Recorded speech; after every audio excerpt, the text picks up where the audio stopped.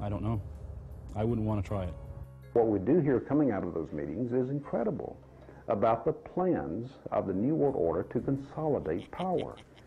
Political power and economic power coming together at the highest level. But what I call the lapdog media, the control media in this country, you would think that they would be going to court, crying freedom of information, open meetings, sunshine law, and all of these things, but the silence is deafening. Attendees at recent Bilderberg meetings have included Presidential Advisor George Stephanopoulos, Senator Sam Nunn, David Rockefeller, former Senator Lloyd Bentsen, and Henry Kissinger. 1 month earlier, 50 liberal groups met in Washington to discuss their opposition to international banks and economic globalization. In reaction, one of the major items on the Bilderberger agenda was the role of liberals in various organizations. Also on the docket, the separatist movement in Canada, how fragmented Canadian provinces could be absorbed into the United States.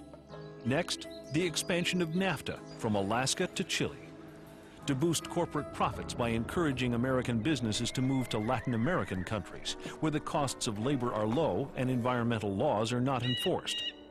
Do organizations like the Bilderbergers, the Council on Foreign Relations, and the Federal Reserve pull the strings of our lives like master puppeteers? Or are such ideas merely the paranoid ravings of conspiracy theorists? The people who call conspiracy theorists are not the conspiracy theorists themselves. We're talking about facts here. The Bilderberg Group does exist. The Federal Reserve does exist. The people who are members of the Bilderberg Group are also the people who do control the Federal Reserve. These are all facts. David Rockefeller himself thanked the media for keeping this all hushed up. If it wouldn't have been for you, then we wouldn't have been able to pursue our interests towards internationalism. They're conspiring to eliminate the United States as we know it through something as simple as the elimination of our national identity.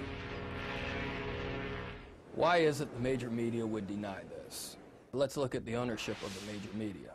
Let's look at the roster of, say, the Bilderberg meeting.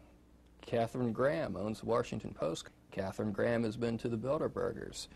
Conrad Black, one of the largest media barons in Canada and Europe, has not only been to these meetings, but he has hosted the meeting just a few years ago. Every year they meet in secret, and there is an absolute news blackout.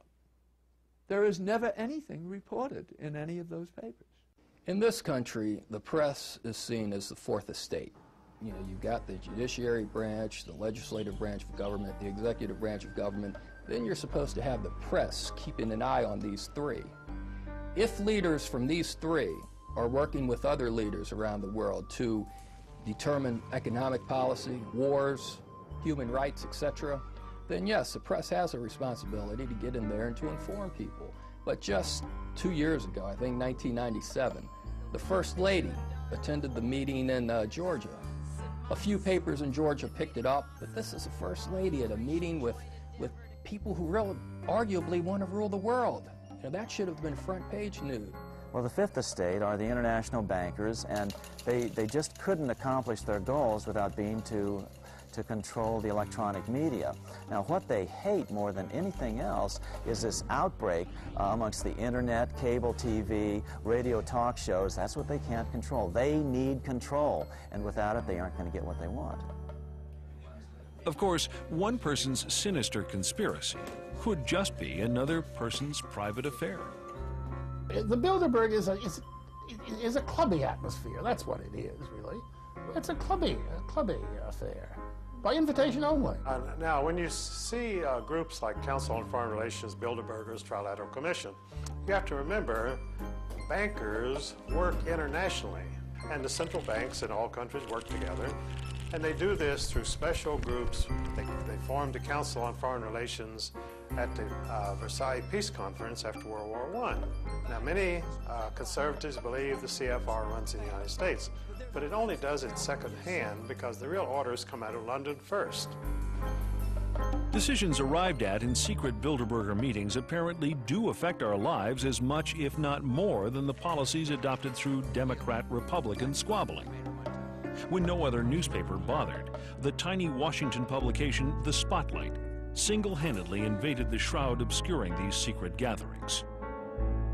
Well, by penetrating the secrecy of Bilderberg, we were able to do an advanced story on the end of the Cold War, the downfall of Maggie Thatcher, an advanced story on the Persian Gulf War, then President George Bush's reversal from his read my lips, no new taxes pledge.